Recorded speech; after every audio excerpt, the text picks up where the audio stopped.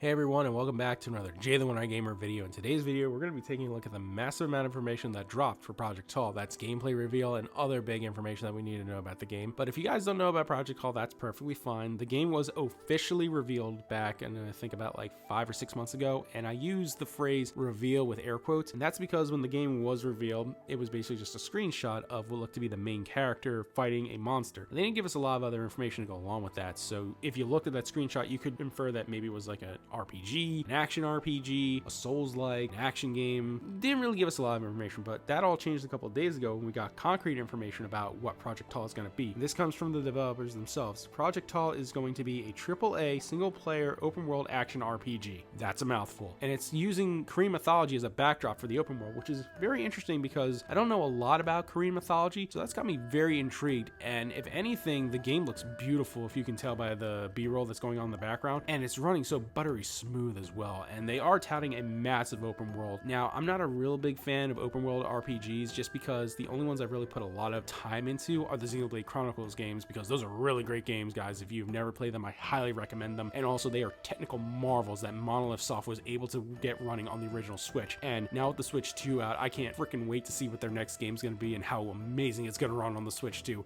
Sorry about that, got a little sidetracked. We're not talking about Monolith Soft, we're talking about Project Tall. Sorry about that. But another thing they are touting in the game is that it's going to be fast-paced action combat, so we don't have to worry it being Souls-like. Now, from what we see in the trailer, we can't really glean, I guess, how fast the combat's going to be. I don't know if it's going to be on the same scale as like a Devil May Cry, Bayonetta, or Ninja Gaiden, or if it's going to be more on the slow side. Some of the combat does remind me a little bit of Monster Hunter, but I've only ever played one Monster Hunter game, and I only did that for like a couple hours, so I'm not an expert on anything Monster Hunter related. This is just me interpreting what I see combat-wise, but it does look very interesting. And the fact that it is single player, but if you have been watching the video, you should notice that there are other characters that are on the screen with you, and those are going to be your party members. Now, what's interesting about this is that they're actually touting that these NPC companions are going to be very adaptable and very intelligent. Now, that can usually come with a giant grain of salt, because I don't know if you guys have played a lot of action games or action RPGs where you have companions that you can't control or you have to switch control over to them. I tend to find them to be pretty much just there to take damage, and most times they go down pretty quick unless you're actually,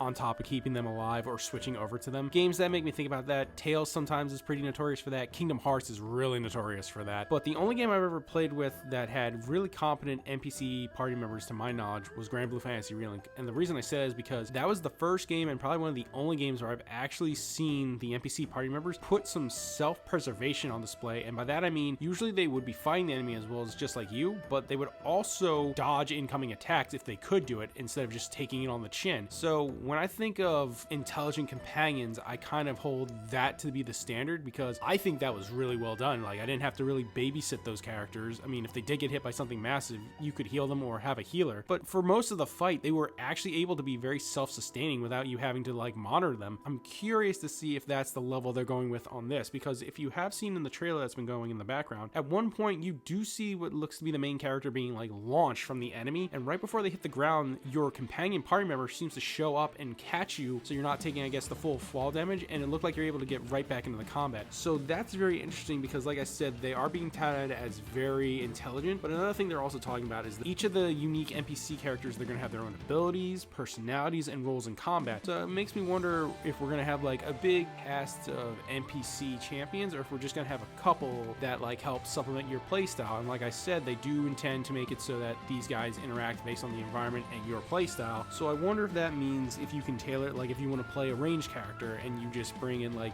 2 melee guys so they can take the heat off you, so you can support them and pepper the enemy from behind, or like we see in the trailer, which is a lot of melee combat, maybe you'll have a balanced group where you'll have a mage in the back or a ranged character, and you'll have like maybe either another DPS or a tank helping you fight in the front line. So it's very interesting from what I'm seeing, and like we've been seeing throughout the trailer, the combat looks really amazing, and it has me very interested. And like I said, we do get to see the main character have a variety of melee weapons, and I think the only ranged weapon we get to see so far is some bow and arrows. So I'm very curious to see if there's a switch mechanic in the game where if you can switch between like maybe a melee and a ranged option, or if you have to make those choices before you get into the actual combat. This all looks good, and the combat looks amazing as well. And they also talk about how there's a weakness system as well, which I believe harkens back a little bit to Monster Hunter, because I know in Monster Hunter, for the couple hours I played in World, when you were hunting the monster and you hit them in specific appendages, if you were able to actually do enough damage, it would cut off the appendage intended, take attacks away or would cause new dynamics in the fight, and they're also touting this as well. And I think in the trailer you actually get to see the character cuts off one of the enemy's arms, and another thing, they get to mount the characters as well. And when I see that, it makes me think of Dragon's Dogma, a game I've never really played. The reason why I'm referencing those two is from what the trailer I see, and let me know if you guys feel the same way. It feels like they pull some inspirations from Dragon's Dogma and Monster Hunter, just based on, you know, you're fighting a giant monster which you can climb and then dismantle, which sounds like Monster Hunter and Dragon's Dogma, and that's perfectly fine. It is cool to take inspirations from games, but that's pretty much all the information we have in game at the moment. Like I said, it is going to be an action single-player open-world game set with Korean mythology as a background, and they are touting that it's going to be fast-paced combat and very intelligent AI companions, and I think those are very interesting. And the other information we can glean from it is that we do know that the game is coming out in 2027, so roughly about almost 2 years from now, depending on if they can still hit that. They've only confirmed 2 platforms that's releasing for at this exact moment. We know that it's coming to the PC, and we also know it's coming to the PlayStation 5. We don't know if it's coming to Series X, Game Pass. I would be